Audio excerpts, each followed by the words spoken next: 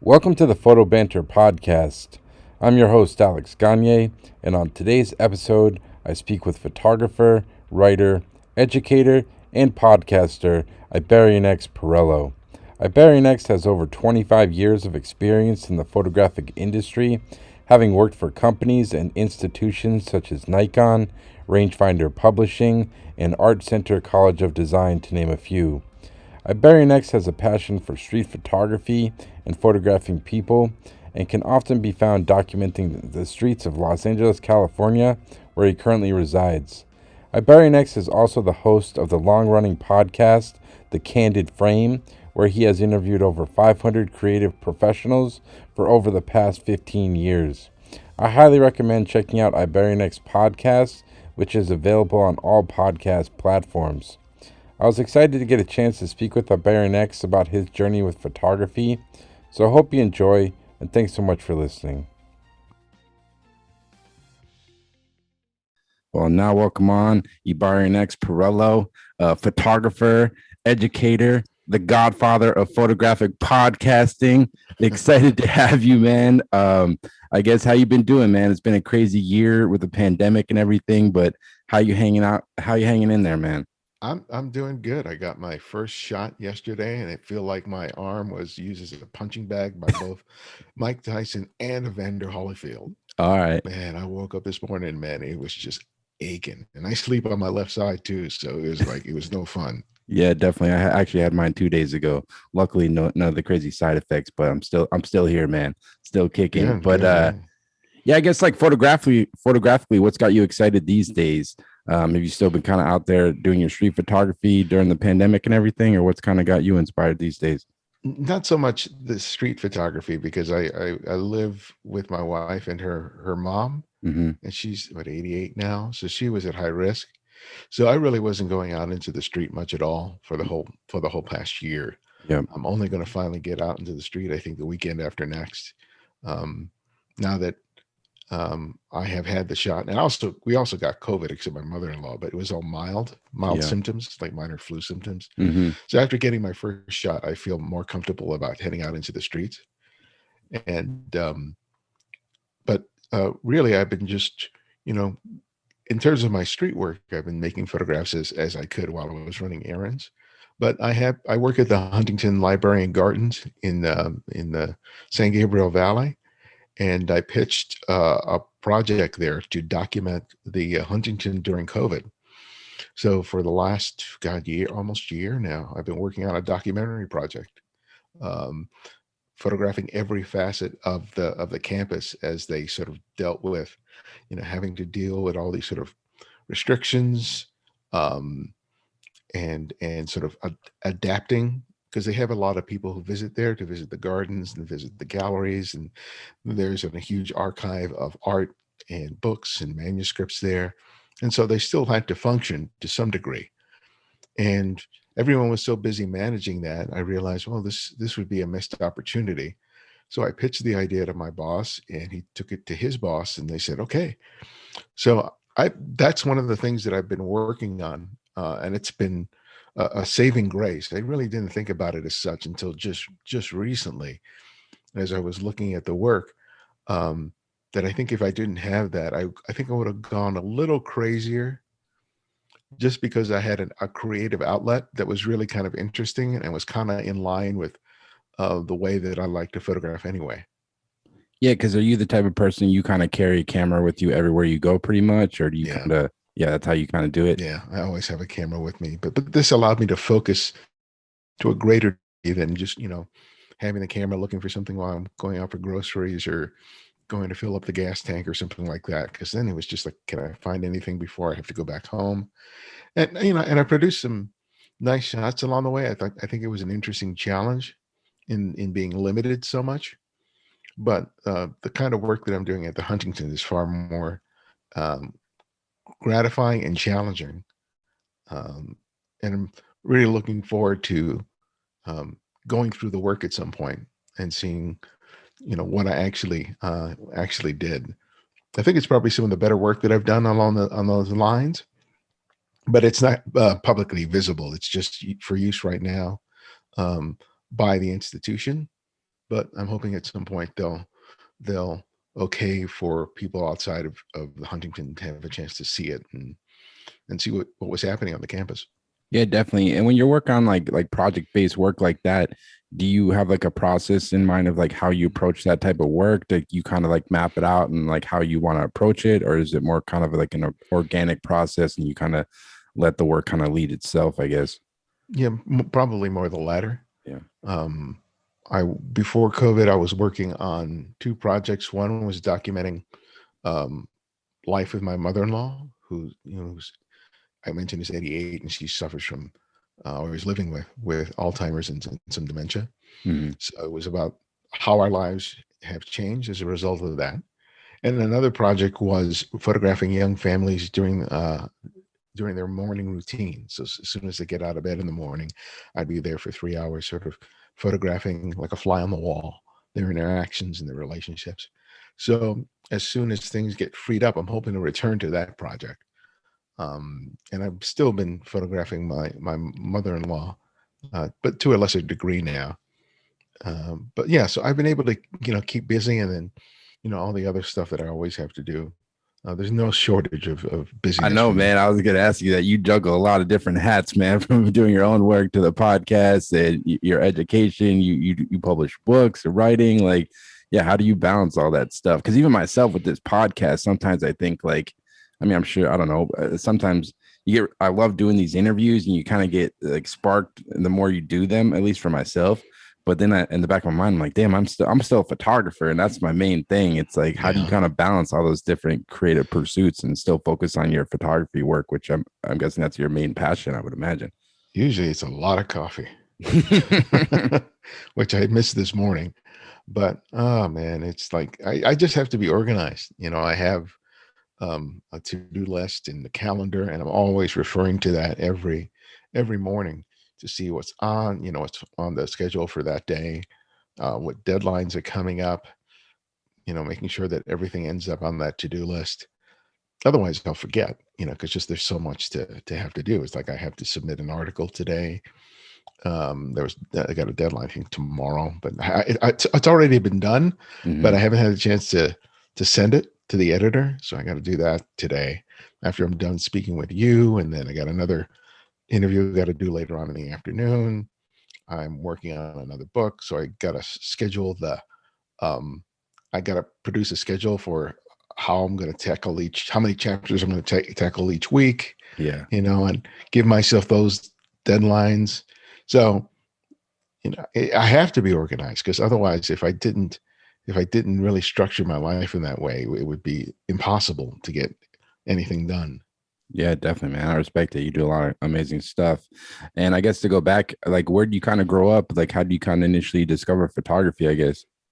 I grew up in LA. I was born in New York. My parents both immigrated from the Dominican Republic during the late 50s. Mhm. They met in New York, got married, had me and my brother, and we moved to LA. And I think it was largely for work. My dad was a pressman. He ran a four-color press for a variety of different companies for, I think, all his life here in the States.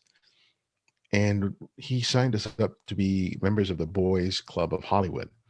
It was it's an interesting story. He was, standing in front of the shop, and these kids came by, and he just asked them where they were coming from, and they told him, well, there's a boys club up the street.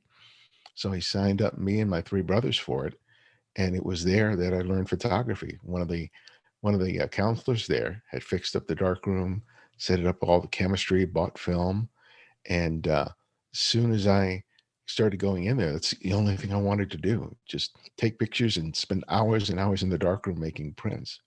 So that moment of seeing that image appear on that blank sheet of paper, man, just sold me on it. Yeah. So for me, it was just like, that's all I want to do is make pictures. And thankfully, I've been really lucky that most of my life has revolved around making pictures. Yeah, it's awesome. And so, kind of hearing, it sounds like your father and your family was kind of supportive of your kind of creative pursuits from the get go, pretty much. Yeah, man. I can't even imagine how many rolls of film that they paid to get processed. They go to the market, here, process this film and make prints. And oh my God. Yeah, it's I think it was probably a bigger ask than I probably thought of when I was a kid. I just thought I just want to see the prints, and I was shooting maybe two rolls of film and giving it to them, and 30 processing and 36 prints, and as soon as he would get home, and I just would tear open the envelope and start taking a look and see what I had made. So, That's awesome. Were you remember your kind of first camera you picked up that you were shooting? Like, um, yeah, that's hard to say because at the boys' club they had these really old cameras from the 50s, mhm. 60s. They were literally these boxes with a lens on them. I can't even remember what kind of brand they were. Um, yeah, they looked like they were these German-made, probably inexpensive cameras. My dad had a Kodak Reflex 3, which is, I guess, a consumer grade leaf shutter camera, with the film advance lever on the bottom. And I still have it, though it doesn't work. So I think those were the cameras that I first sort of cut my teeth on. But the first real camera that I ended up owning, my first camera that I purchased for myself was a Nikon N2000, which was like the least expensive film camera I could buy. It was manual focus, but it had a automatic film advance because I couldn't afford like an FM2 or FE2 Nah, or whatever was out there. But this thing was relatively inexpensive, and I got that, and I think I purchased it with a 15 millimeter lens, and I think I was in college, when I got that, and so that was my camera for a long, long time. that's awesome. What do you end up studying in college? Were you doing like photography, or what were you kind of going to school for? Oh, I got a degree in English Lit. Okay. Yeah, I had been on the newspaper at Los Angeles City College for about 2 years. So I had aspirations of becoming like a photojournalist, Hmm. but I wanted to go to Berkeley, and they didn't have a photojournalism or journalism program there. They do have one for graduate school. So I like reading, I like writing. So I just got a degree in English Lit, thinking that afterwards I would go to grad school, but that never happened. Yeah, so like even when you're going to school for like literature, like in the back of your mind, you knew you kind of wanted to pursue photography, pretty much. Yeah, photography and writing. I wanted to combine both of them. So that's why I thought I was going to be like a photojournalist. But yeah, I probably should have just applied to get into the grad school at Berkeley now that I think about it, because I was already there. But I was thinking I wanted to be a photographer, but I didn't really think about applying um, while I was still at Berkeley. I think I was kind of burnt from school, and I wanted a break. And I sometimes think it was a mistake, but not, my life turned out well enough.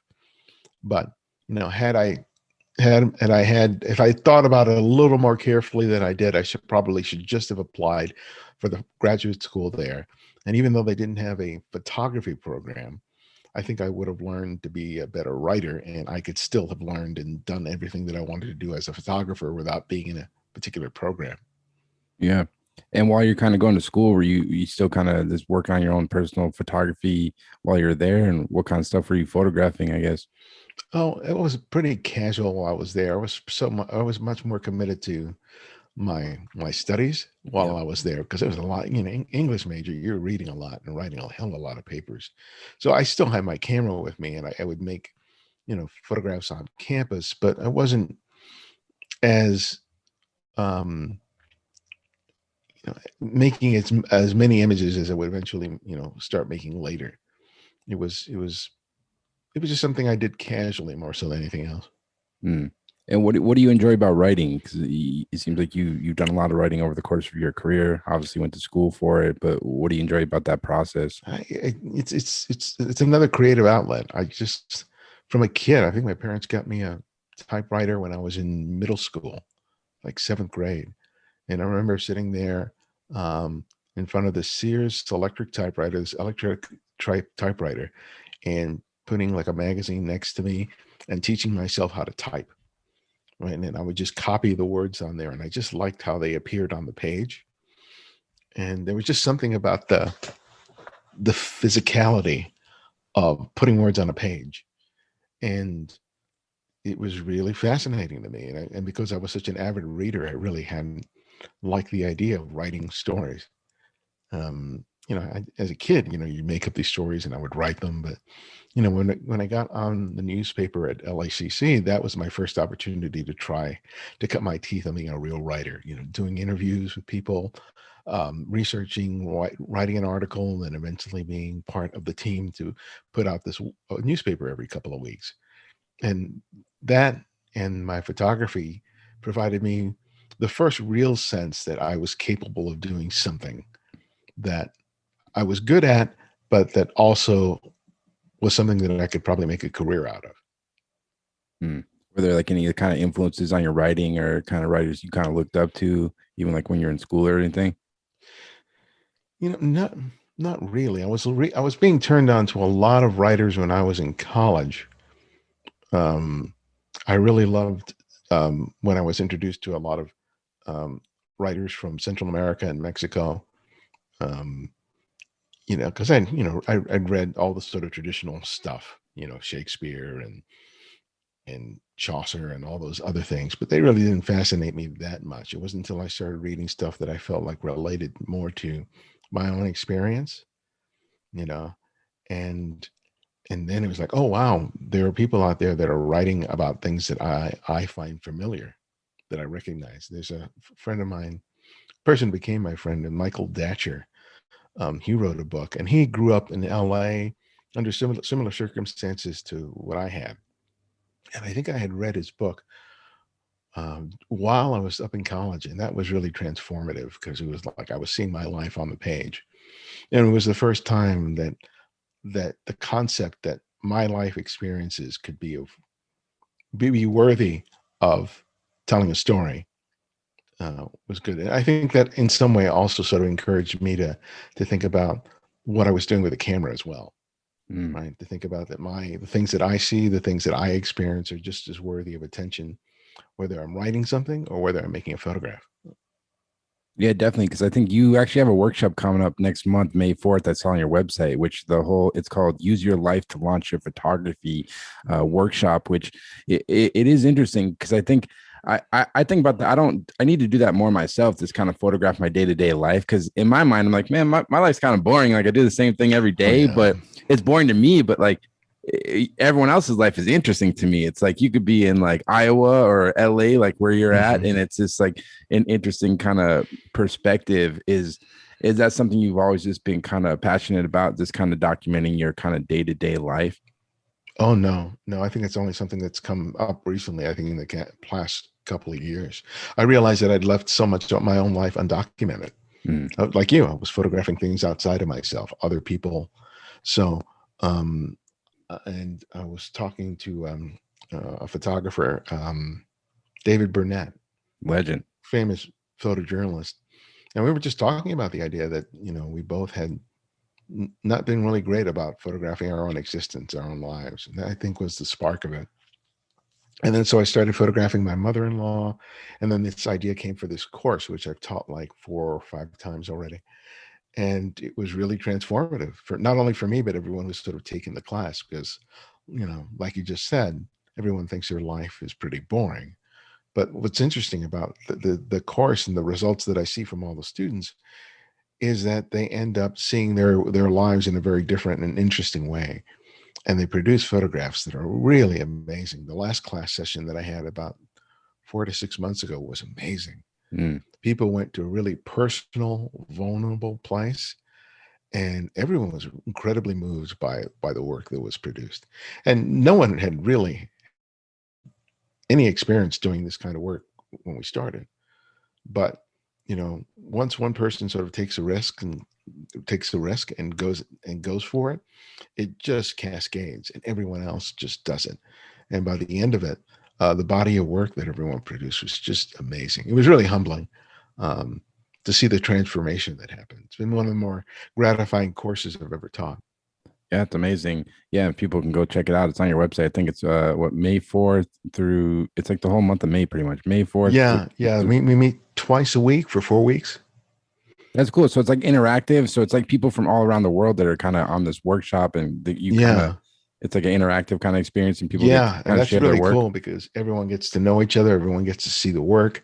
I give them photographic assignments to do, and then we sit down and we discuss them.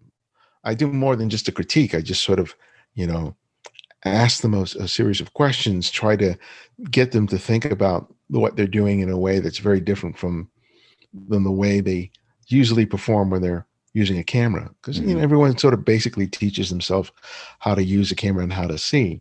And I encourage them and I really challenge them to sort of take a break from what they do automatically and to be a little more purposeful about doing things and trying to let go of habits that I'll quantify as bad habits, but more accurately, habits that, you know, really prevent you from seeing your world, your environment, your circumstances, the people around you in a way that if another photographer came would be easy for them to do. And it's sort of like disconnecting the fact that this is your life and looking at it, oh, this is subject matter for good photographs.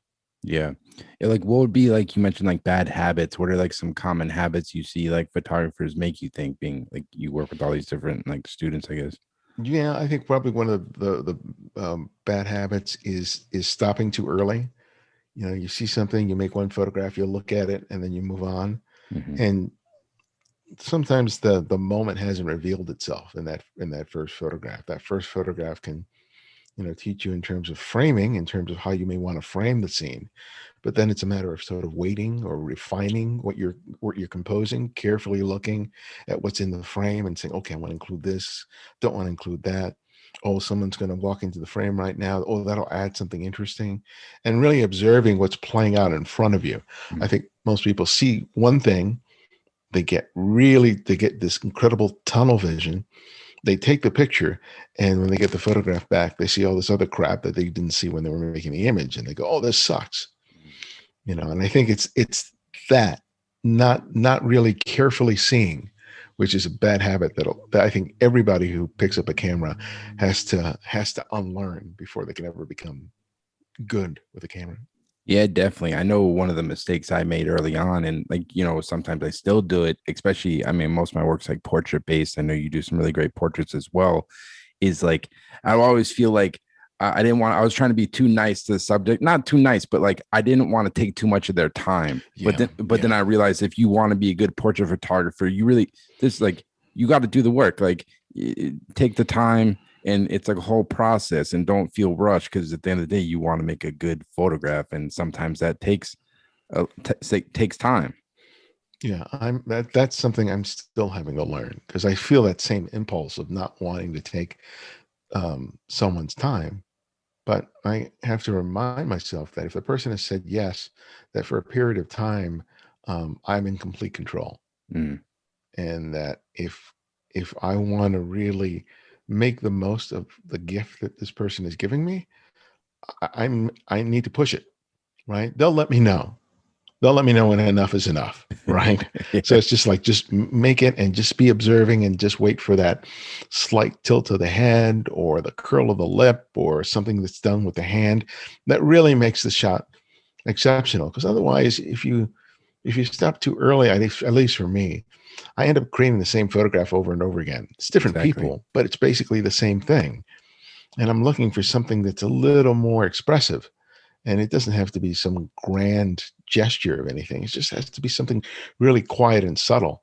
And if I stop too early, I'm not going to get that. Other than, you know, just getting lucky. And Yeah. I can't rely on luck every time I stop somebody and say I want to make a picture.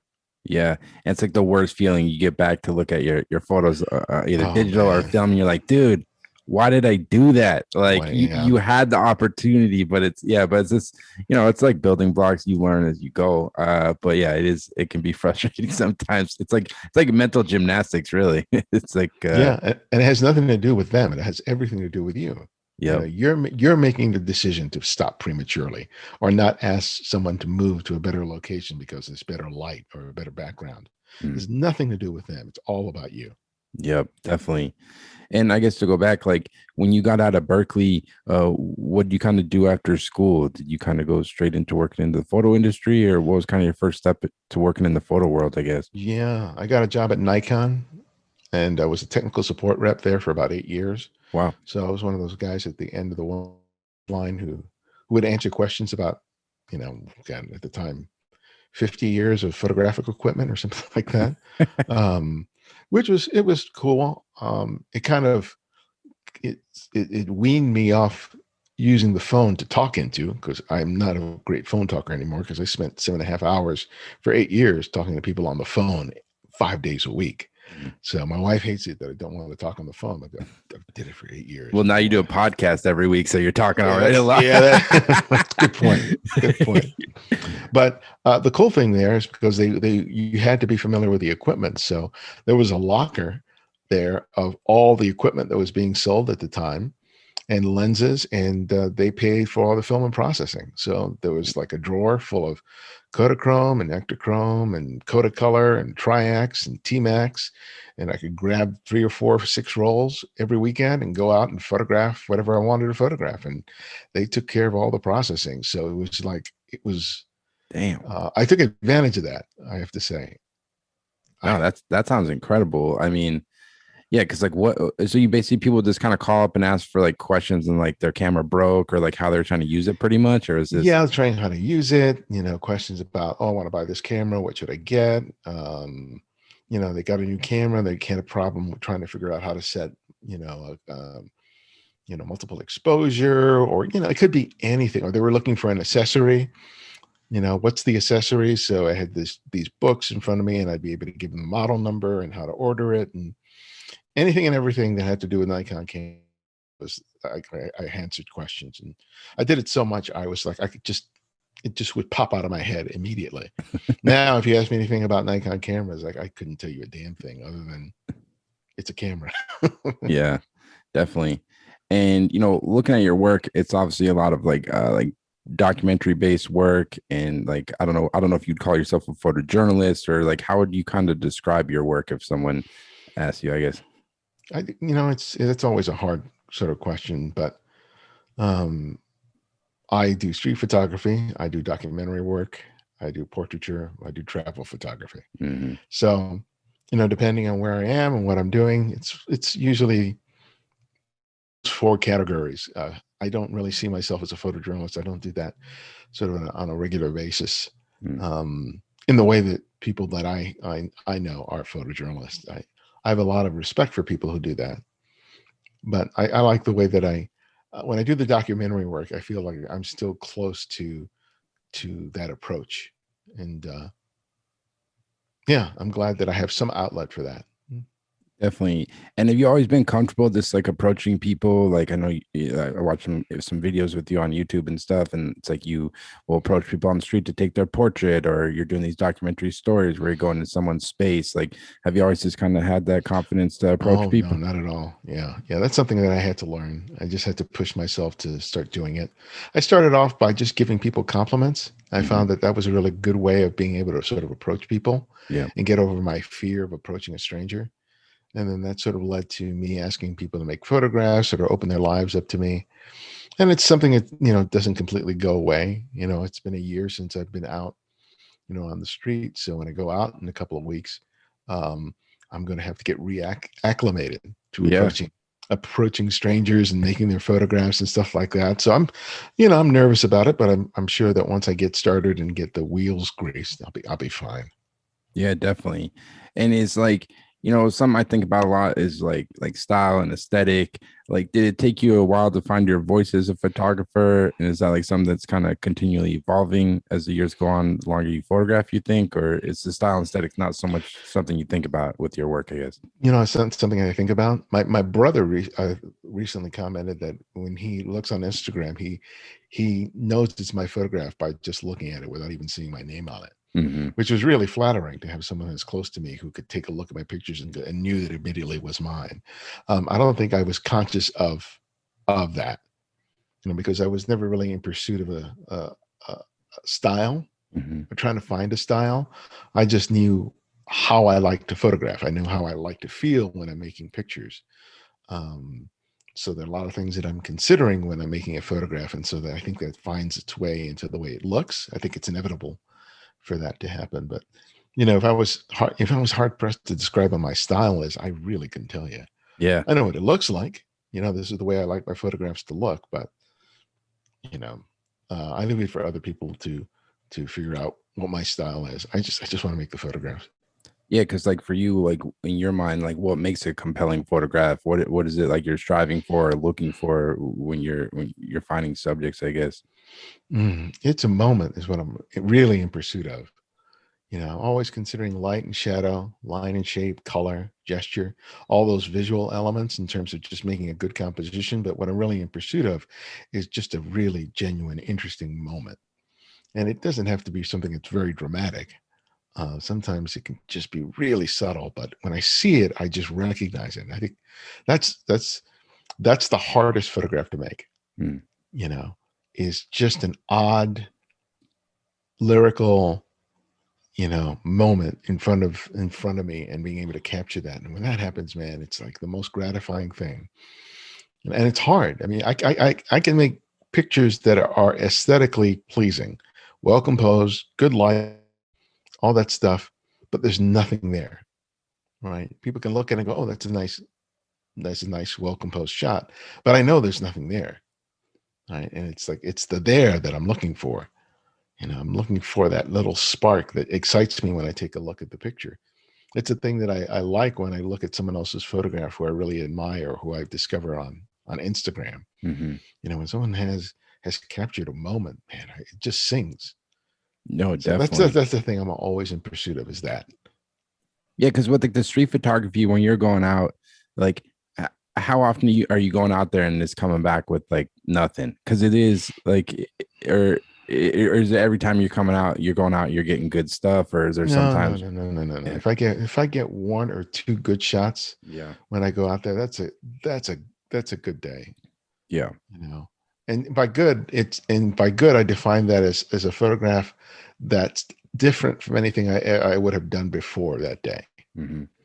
It doesn't have to be completely successful, but I have to look at it and it indicates to me that I'm mining new territory, that I'm trying something different rather than just going out there and making the same photograph over and over again. Mm. I'm not interested in making a better photograph of someone walking in front of a mural. you know that's that's not what I want. Hmm. That stuff is always there, right? It's easy to get, and I resist the temptation to make yet another photograph of like that. I have to find another way of making it more interesting and more complex and more of a challenge for myself. If I'm not doing that, then I feel like I had a bad day. So it isn't measured by whether or not I got a great photograph that day. It's more about, well, did I push myself? Did I really challenge the way that I see and make photographs? Definitely. And with the street photography work, it's something I'm really interested in. I haven't really dabbled in it too much myself. Like if which I mostly do portraits, but probably should step out a little bit. It's but the street photography, when you go out and do that, do you have like a goal in mind? Is there like a location? Because I know some street photographers, like in New York, they have certain streets and that's where they kind of Yeah. camp out and they do their thing. Or like, how do you approach like the street photography? I've been going to downtown Los Angeles for probably almost 30 years. Hmm.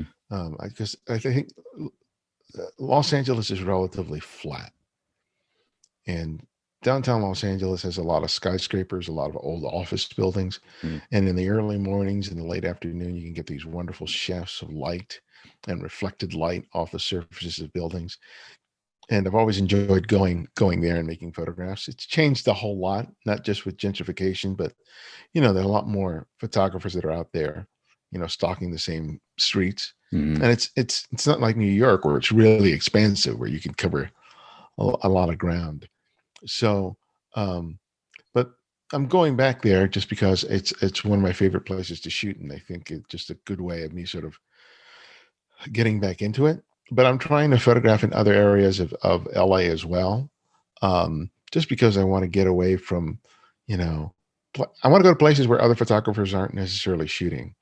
I grew up in South LA, so there are places down in South LA that I want to get back to and start uh, making photographs. But LA is kind of weird because it's not really a walking city. No. So you kind of have to find a place and then get out of the car and sort of wander around and see what you can find. And it's a little more. difficult to find stuff, especially, in the areas of South LA where I grew up. It's largely residential. Hmm. So it's like I'm trying to find a pocket where I feel like I got enough variety that I could get interesting images. Because otherwise, I'm like driving around, see something, stop the car, get out of the car, make some pictures, get back in the car, drive some more. Hmm. That, I just like walking and exploring. So I'm gonna have to see whether or not I can find some part of LA where I feel like I can cover like 4 or 5 blocks, Yeah. and return to over and over again and produce some interesting work. And when you say you're looking for variety, is it the architecture, the people, or like the lighting, or like what is All of that. Yeah, all yeah, of the above. All of the above. yeah, Yeah, yeah. So I'll know it when I see it. yeah, Right now, I'm always looking. I'm always looking, but I haven't found it yet. yeah. I lived in the valley when I was younger, in Woodland Hills, and Oh yeah, you go photograph there, but it's all this like Targets and like Baja Freshes. Like that's yeah, pretty much exactly. it. Which in itself can interesting if you can find a way. But yeah, because with as you know, there's not a lot of foot traffic out there. Not that Hmm. I'm always looking for people, including the frame, but it's like people are just getting in and out of their cars, going to the strip malls, going to the stores. Unless you go into a place like Old Pasadena or Venice, or a place where there's just a lot of human activity. Um, it's pretty sparse out on those streets, especially in the suburbs. No, So, definitely. so you really have to change what you're looking for when you photograph in those communities, because I can't go out to Thousand Oaks or South LA with the same expectations that I have when I'm shooting in downtown Los Angeles. I have to completely change, you know, what I'm looking for and how I'm seeing it, which probably is going to be a good thing, Mm. you know. No, So, yeah. definitely. And being that you do street photography, you do portraiture, does street photography ever kind of inform your portrait work, or is it a total different like mindset when you approach this the portrait aspect of your work, you think? Yeah, I'm trying to blend the two. Yeah. I don't think I've really succeeded so much, because I really want to create portraits that are taking greater consideration of the environment that they're in. I Mm-hmm. don't just want to make a tight sort of headshot, which is kind of like my default Yeah. to do. So I really want to think about, where is this person in relationship to um, the part of the city that they're in, corner that they're standing in. How can I use all those things in a way that I would use when I was making just a good street photograph? I want to combine both. Mm. Um, so that's something I really have to practice, because I'm like we said earlier, sometimes I'm rushing because I don't want to take a person's time.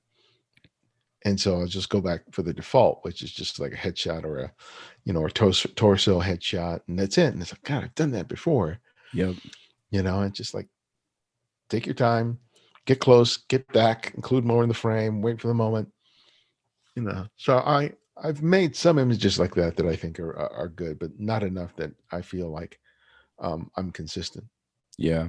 One project I really enjoyed on your website is a photo series called We Cut Heads. Oh yeah. I was just kind of curious what was kind of the backstory with that project and what was kind of your goal with photographing those images.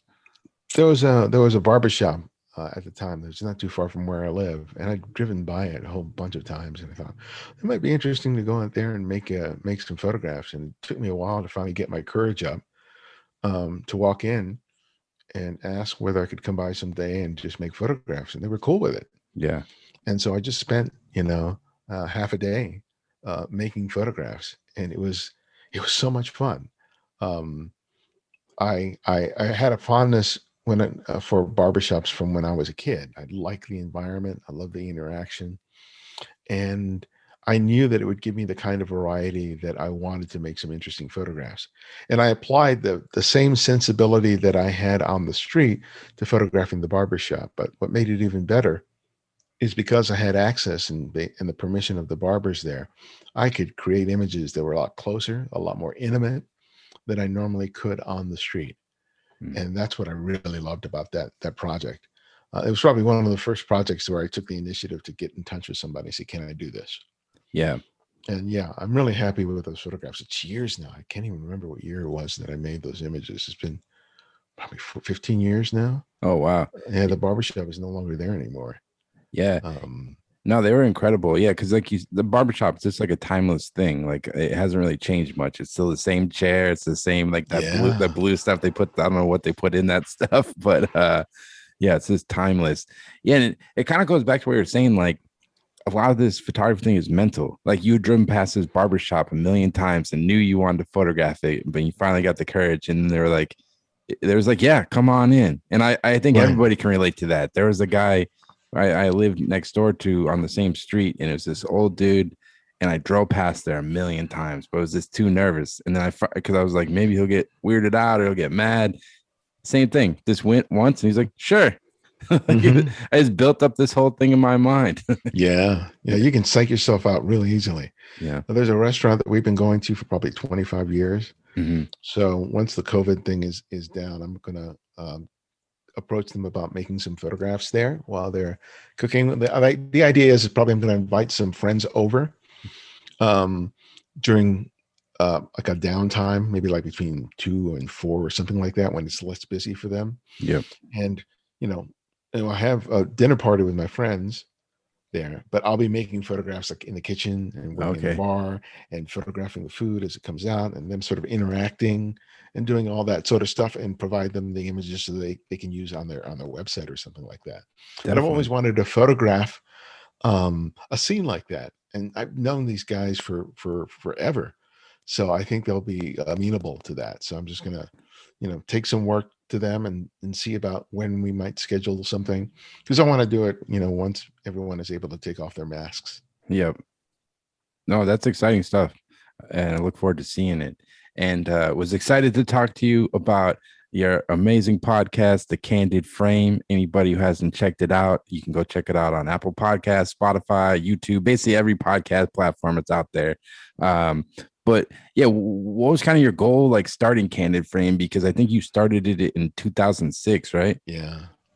Um, I just thought that at the time, no one was doing a show where they talked to photographers about photography. There was a lot of focus on equipment, Mm-hmm. and it just gave me an excuse because there were so many people I wanted to talk to. At the time, I was working as an editor for Outdoor Photographer magazine and a couple of other magazines.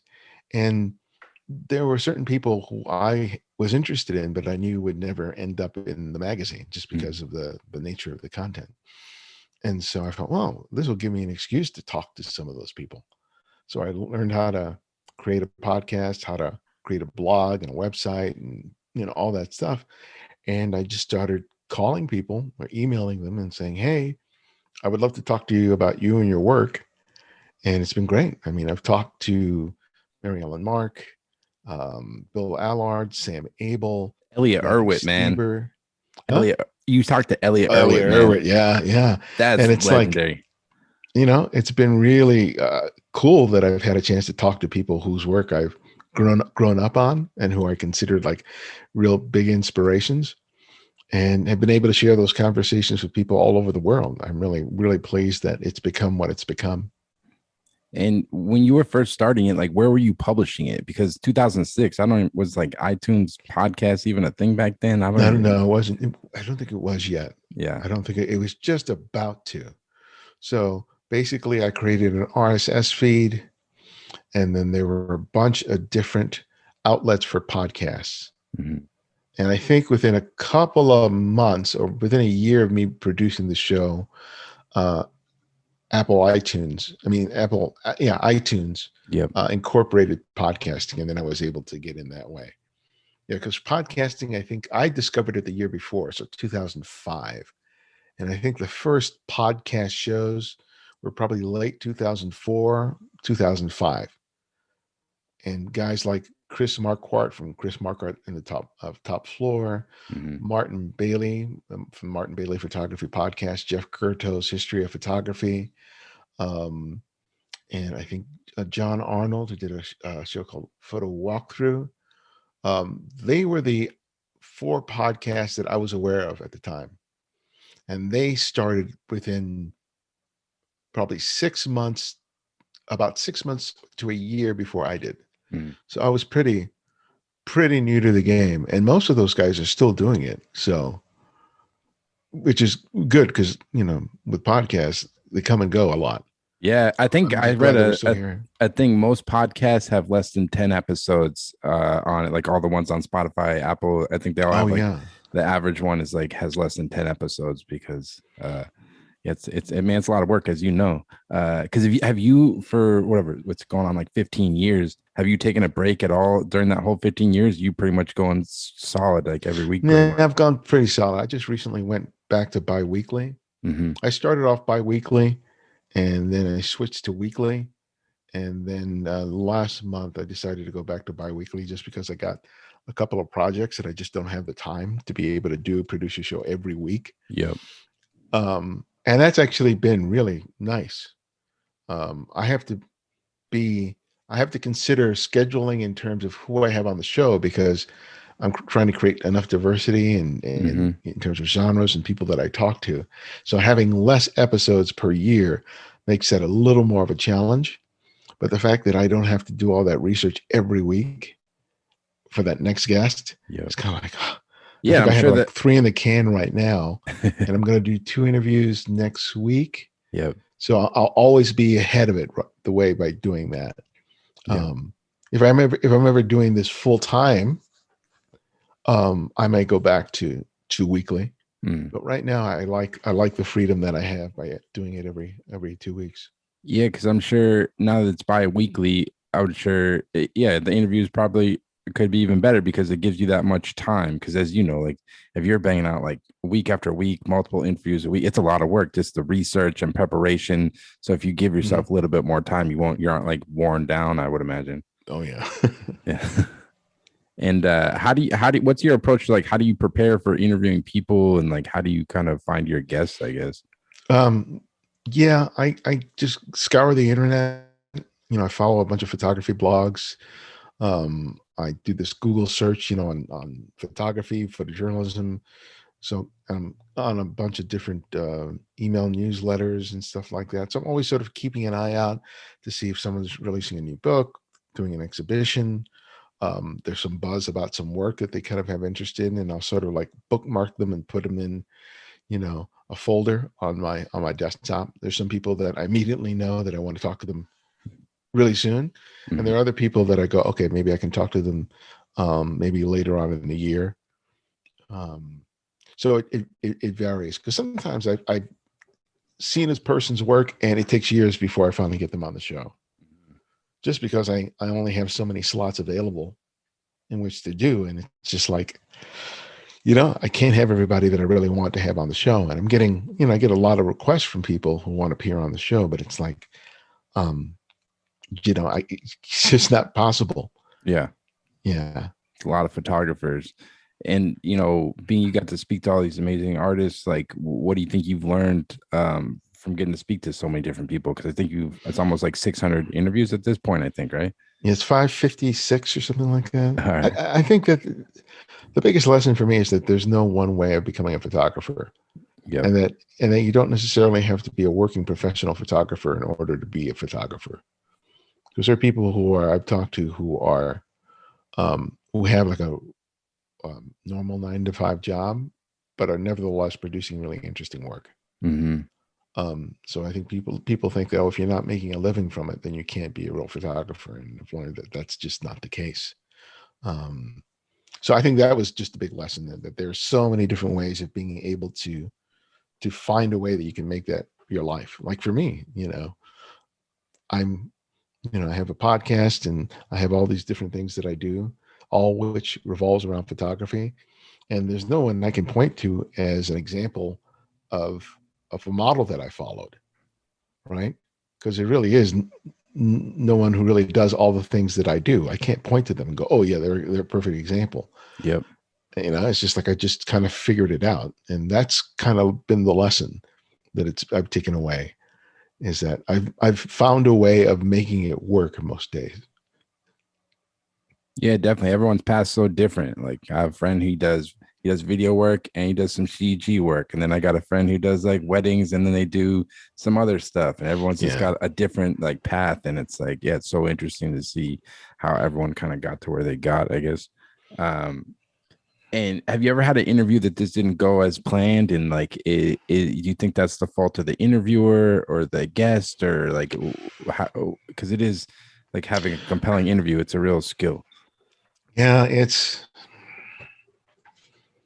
well, one interview that I had,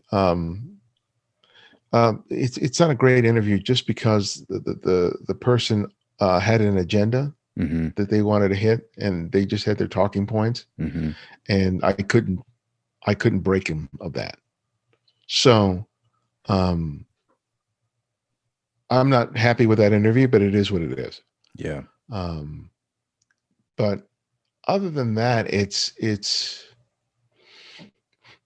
I don't think I've had an interview that I would consider a bad interview, Mm-hmm. um, and that I can point to any particular fault. I have found times that I felt like the interview wasn't great, but I get emails from people saying how much they love the episode. Yeah. So it's like I can't say that I have a real insightful perspective on how well a conversation went.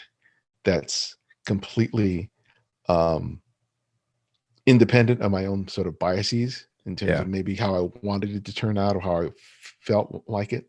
So I just try to produce as genuine conversation as I can, and then that's it. That's my job. And so for me to do that, I just need to research as much as I can, reading whatever magazine articles out there, previous interviews that they've done, if they've released a book or an exhibit, reading, anything and everything that I can, just stuffing my head with all that. And then once I turn the recording on, just listening. Mm. As long as I'm listening, I'm good. And if I've done all my research, I feel like I can have a fluid, interesting conversation between two creative people. If I haven't done my research, man, and I'm not listening, I know it's going to be a shit show. Yeah. and I hear other people who do interviews, not just interviews with photographers, but people who are interviewing like film actors and stuff like that. And it's like you just they're not pulling their weight, and it's frustrating. It's like, oh my God, you got this opportunity to talk to this interesting person, and you know, you're not doing your job in terms of doing your research, trying to come up with an interesting question that is not the one that they've heard for 100th time. Mm-hmm. It's like you interview George Clooney, and you go, "Hey, how was it like to act opposite Monica Yeah. Bellucci or whoever they were opposite in?" It's just like, don't you have something more interesting to ask? So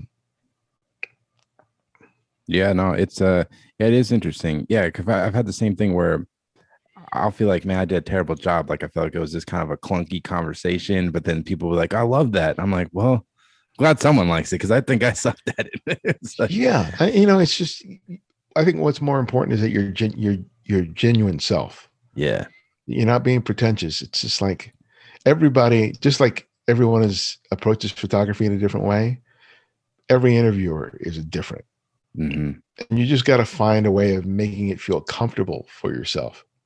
And if you feel like you were comfortable and you were yourself and you weren't pretentious and you weren't fake and you weren't, and you show a genuine interest in the other person, Yeah, that's it. definitely. That's it. You know, because I've had people who I feel like who've interviewed me, not so much in podcasts, but someone wrote an article about me, and I felt like they were asking me questions, but they just wanted a quote, and I felt like they weren't listening. Yeah. And it was just like, oh, okay, because it wasn't like a conversation. It's like they're feeding questions to me. I would respond, and then they move on to the next thing, and it was like there was no back and forth that was happening. So I hope I know that I never do that with anybody that I have as a guest on the show. Yeah, you making a can. point not to. Yeah, you can tell you have respect for their work and you're generally interested. And the way we connected, funny enough, was through the Clubhouse app. And we Yeah, were yeah, talking, man. I really just appreciated the back and forth we were having on there because I could just tell your genuine love of photography. Like I think we were talking about photographers were talking about like if you had any other hobbies, and you were like, no, I don't have any of this, but I was like, this is my guy right here. It was great, man. What do you think about the Clubhouse app? I guess like with it now, it's this new. I mean, the podcast. Just in the last, I've been doing it 4 years. Even since I started the podcasting in the last 4 or 5 years, has yeah. exploded. And now you got this Clubhouse app, which is essentially kind of like a live interactive podcast in a sense. Like, what do you think about it? Yeah, I've been trying to figure it out. At first, I dabble, and then I said, I don't know if I like this. Yeah. But I think as I have found some people that I've been gravitating to, um, I've been liking it a little more. Like Yeah. there's a couple of groups that do street photography. There's another group that does like photojournalism, documentary photography. Mm-hmm. There's some other subject matter that I'm kind of interested in. And I think it really is about the people who are sort of gravitating to the rooms. Um, so as long as I feel like, oh yeah, these people are sort of being genuine in terms of their interaction and what they're sharing. Mm-hmm. Sometimes I feel that there are people who have a sort of an agenda. Oh, definitely. There's a lot of that on there. Yeah, people who are using that to sort of sell and market themselves or something like that, or create a following on the platform. And I can't get into those for very long. Um, and most of the time, I'm listening to them. I don't participate a lot in the conversations. I may interject like a comment or a question every once in a while, Mm-hmm. but largely it's when I'm working on something. Like at the Huntington, I'm photographing artwork and stuff like that. So sometimes I'll listen to that as opposed to listening to a podcast, or when I'm editing photographs on the computer, I Yeah. can listen to that, you know, and and so if I feel like the conversations are engaging and interesting, um, it's great, But I popped into rooms where people are arguing, and I was like, Oh "Yeah, yeah. I don't, no, thank you. I don't need that." Yeah, it gets pretty crazy. Do you think you would ever want to do like a Candid Frame like live interview? Have you thought about it all? Because people No, keep asking me that, and I don't really have no. any interest either. Yeah, there's some people who I'll jump into a room with, Yeah. and say, "Hey, well, let's do this every once in a while, Mm-hmm. just casually, not on a regular schedule." It's okay. I got some time on Saturday. Let's sit down there and let's just chat for a couple hours, and let's just open up a room. Yeah. But there's no way I'm going to be able to Yeah. commit to a regular Candid Frame clubhouse. I Like I said, I got enough to do. And I think it changes the dynamic because when like we're just talking, it's just us, or like when you're Hmm. talking to your guests, it's an intimate conversation. But Yeah. when you're on Uh-huh. that app, like it or not, like the psychology, you change the way you're gonna talk because you see there could be like 100 people in that room, so you're gonna like edit yourself differently. And this is just I feel like it's more of casual, like when it's just like one on one, it Yeah, changes and that. then when you invite people to throw in questions or comments and stuff like that, it's one of the things that I see on there is that um, the conversations can go any which way. If a moderator isn't there and saying, "Okay," holding really tight reins on it, Yep. it can go off on these crazy tangents. Yeah. And uh, I don't, I don't know if I like that Nah. um, about it, especially when it goes off on something that's just weird. You know what I mean? It's just like, what the hell does that have to do with anything? Yep. And some people just love to hear themselves talk. Yeah. Yeah. There's a lot of that. Oh my God. So it's just like, you find your little tribe in there. Hmm. And so I follow a bunch of people, and if I see their names, I'll pop into the room Yeah. and see how they're talking about it. So, I've followed a lot of people just because I liked what they said, or I liked their work when I followed them on Instagram or something. Hmm. Um, but it's kind of like new, and Yeah. just and who what don't know what it's really going to turn into because it's still very early. They're just starting to find ways of monetizing it and things like that. So I'm Yeah. sure, just like with Instagram and Facebook, it's going to change over time. So right now, it fits into my life. Mm-hmm. I can use it as a little background noise and check in when I want. But yeah, it's for right now. It's not a problem. But I am not going to run lead Yeah. on that and Nah. Keep doing the manage. podcast, man. Keep What do they call it? I'm not going to host one where all of a sudden you sort of have to manage who gets in, who doesn't. No, Yeah. thank you. Yeah, definitely. I'm in the same boat. I just want to keep having these cool conversations with people one on one because someone was saying like, "Is this the end of podcasting?" I'm like, "Nah, dude. It's like Oh no, it's completely different. It's two different yeah. things, you know." But anyways, Ibarionex, man, what's next for you? Any kind of goals for your work moving forward? Obviously, you've already accomplished a lot within photography, but what's next for you? Yeah, I think this year I'm working with someone in terms of sort of making improvements in terms of how I market the show, the podcast, to get out to a larger audience and a different audience, and also just take all this work that I've been doing recently, the documentary work, and finding a way of leveraging that into other paid work. So, because I like doing that, I love doing the work. I love the work that I'm doing right now at the Huntington. Um, so I'd love to get some work outside of the Huntington based on that. So, um, yeah. So that's pretty much my focus. I do have another book that I outlined that I'm writing, and I'm doing a video course for Kelby Media. Oh yeah.